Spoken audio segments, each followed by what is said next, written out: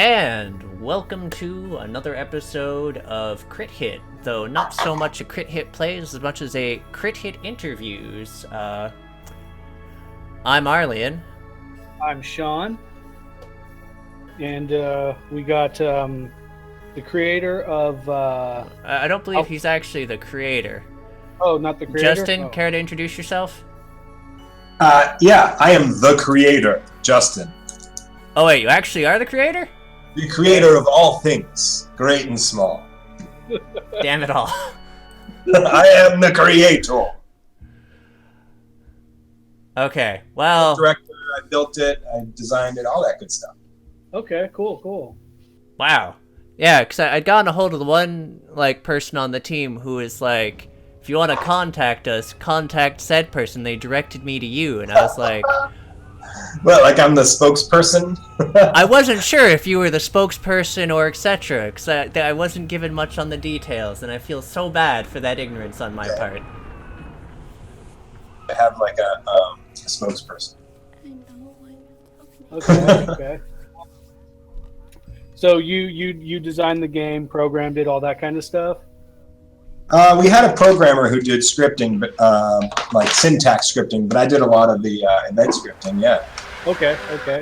I did the art. I did a lot of the art, though we did have some art help. I designed it. I built all the levels. Yeah, it's my baby. Okay. So I guess we'll start. We can start this at the obvious place of what got you into game design in general. To anyone that's listening, the game is Albino Lullabye.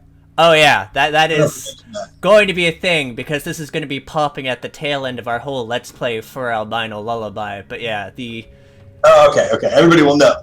They should. Yeah. It's also probably going to be plastered in front of there, but... Welcome home, child. Yeah, it's... what actually got you, into game design and gaming? That is actually a really good question there.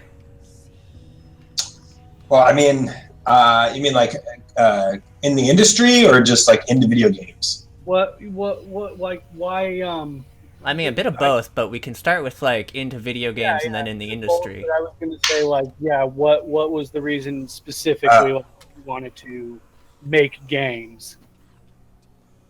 Process. But the first game I ever played was Empire Strikes Back on, I think, the Odyssey.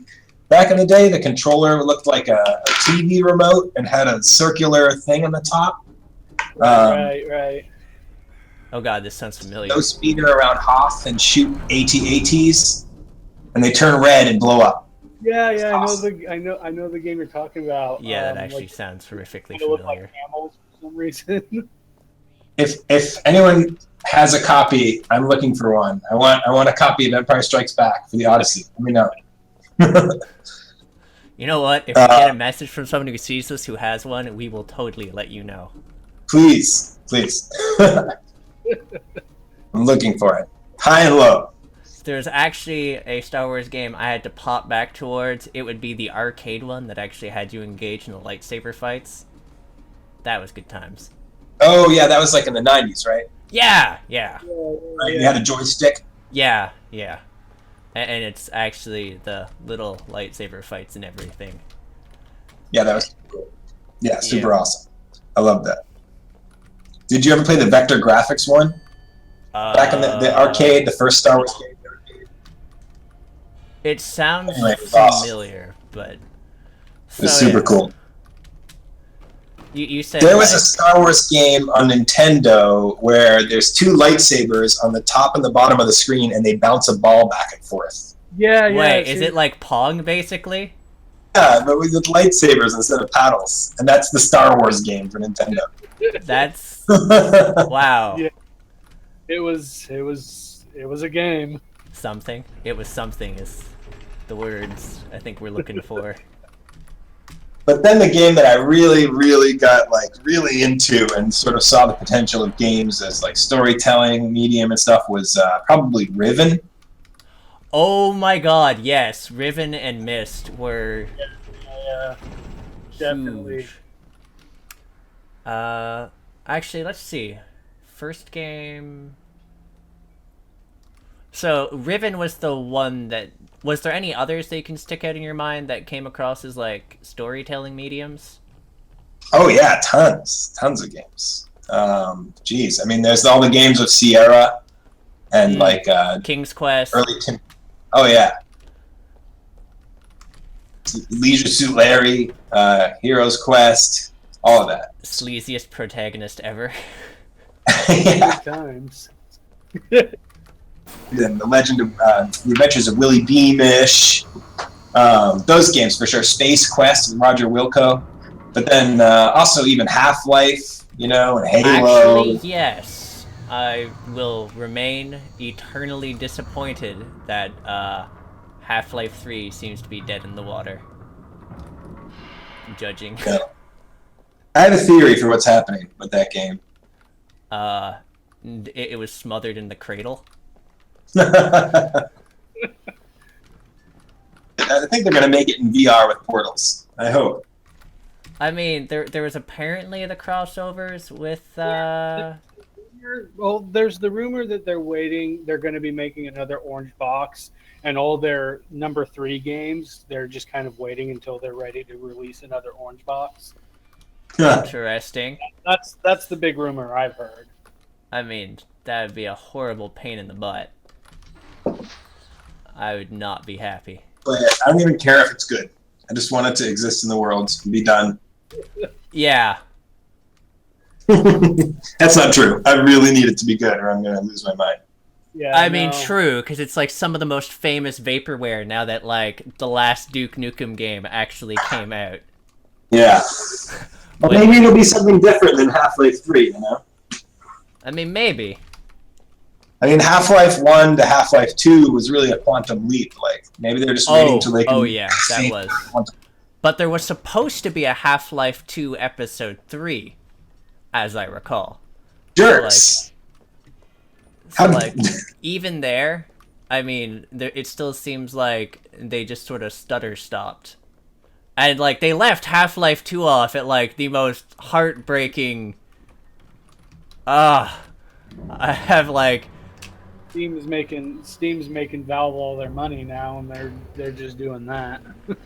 I mean, it's pretty fair. They're definitely working on something. I doubt they're, like, floating around on rafts drinking Mai Tais. I mean, they could. So, I don't know, we'll see they something. could. It could be. I know. They would have every right to be, really. But yeah, so when it comes to, like, I guess you said when we asked you, like, what got you into this, it was process. So, care to elaborate a bit more on that?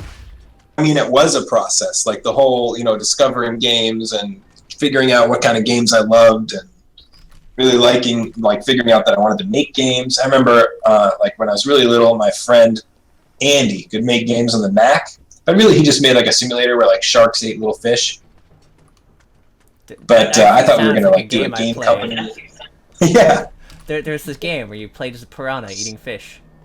Mm-hmm. And then you watch it. Like, you watch the battle unfold. Yeah. But yeah, so, I guess the next question there would be then, like,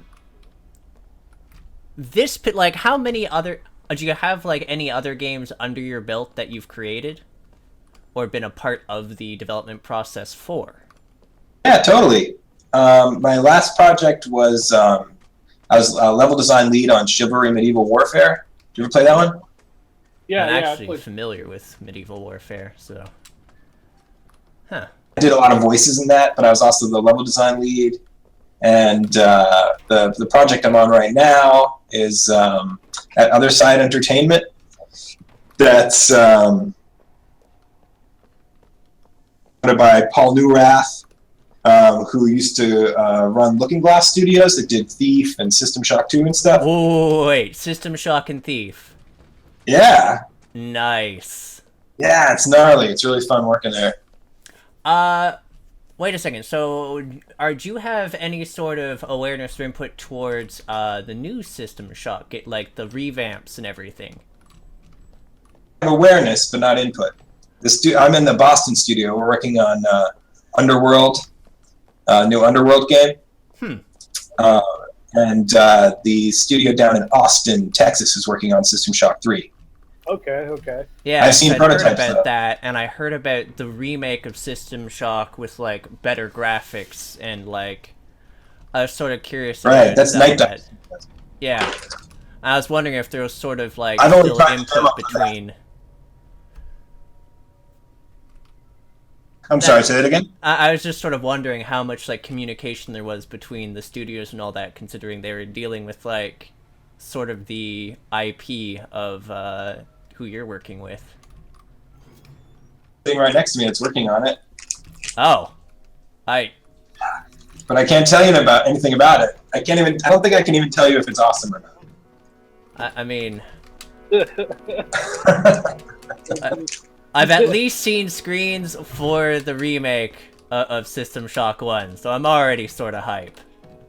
That looks fun. I tried the demo for that. That was really fun. Oh, actually, there's one thing I would like to ask. Off tangent. Shodan still alive?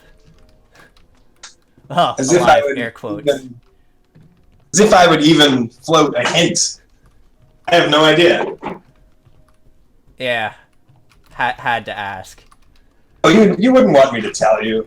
Probably. Well, I don't know. I mean, she seems Well, pretty that's hard to fine. croak. I have no idea what they're gonna do. I'm sure it'll be awesome. Yeah. Alright, so, hey, Sean, you take Yeah. point. Okay, so I guess more to the subject of Albino Lullaby. Like I was looking into it, and I found some like parallels to some old sci-fi stories and stuff. Cool. So, kind of wondering if like there was what kind of the inspirations that went into this game. Well, I'm curious what it reminded you of. But yeah, I mean, tons of stuff. Like everything I watch and read and So have there's thought about. there's this old But like, there's this old amazing I think it was in Amazing Stories by a guy, his last name's Sharp, and he wrote about these this story about they were called Deros, and they were detrimental robots, and they like lived underground, and they would kidnap people and turn them into robots. what is this called?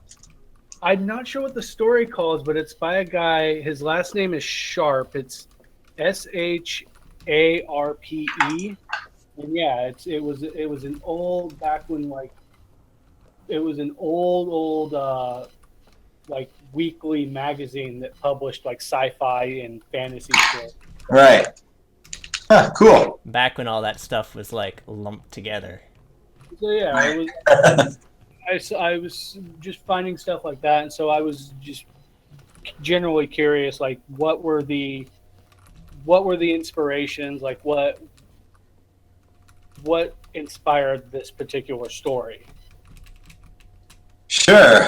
Well, lots of things. Like at the time, I was watching a lot of David Lynch movies. Oh, So- it's like Eraserhead, I think. Yeah, totally. Highway, particularly Twin Peaks and stuff, and just like, So nothing is going to be happy.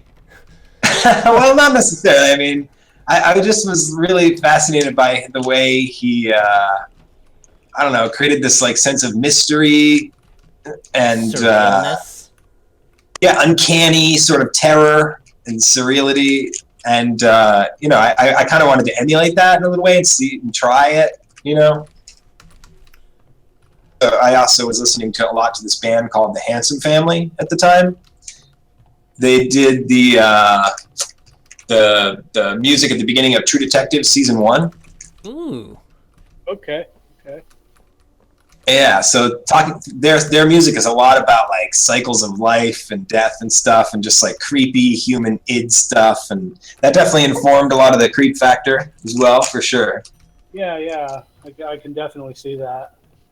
But also, you know, movies like Beetlejuice, just sort of the aesthetic. It's like a haunted house with So, like like the Tim Burton aspects to it as well. I think, because I believe the Beetlejuice movie was Tim Burton, wasn't it? Yeah. Yeah. Oh, totally Burton. I mean, the long teeth and the hollow eyes is like so Burton. I loved that stuff growing up. I really admire him. His stuff was always like really creative. He kind of lost it a little bit, in the past couple of years, but I found it actually super amusing that he did do a remake of Dark Shadows. I haven't seen it. Is it good? I didn't think so. Haven't actually. I saw the original Dark Shadows, so I just found it more amusing. If you're a fan of the original Dark Shadows, I don't recommend seeing it. Oh, that's a shame. Okay, fair enough. Because you would think that he really got Dark Shadows, and that's why he wanted to make that. I think his best movie is Ed Wood, but it's the least Burton-y. Yeah. Well, yeah. I mean, any like creator really only has so many stories in them, and so when you're like Tim Burton, who's almost every year chunking out a new movie, you really start to kind of hit a plateau of what you can. Yeah, I don't blame Steve him. Barker seems to be doing pretty good.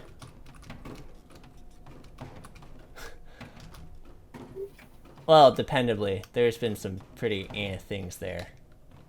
What's he doing lately? What's his most recent? He actually popped out with like the sequel to The Hellbound Heart, The Scarlet Gospel. He was like, "Fuck it, I'm done. I'm killing Pinhead off. We're good." Really? Yeah, the character Pinhead, totally irrevocably dead. Just dead. The last movie I saw with. Does anyone actually give a shit about spoilers? Because I can actually say, like, how irrevocably dead. The last movie I saw with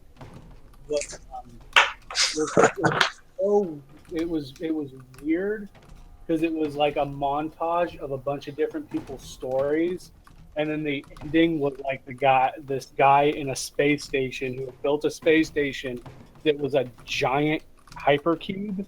Oh. Ugh. Yeah, I know what you're talking about. That was the last one I saw, and we lost him. I'm trying to harass the crap out of this, like, grandchild in a bathroom, and I can't figure out but I've dragged a chair into the room to knock it against the door. We lost our, Well, I think that would be a pretty good, pause space then, yeah? Yeah. Okay.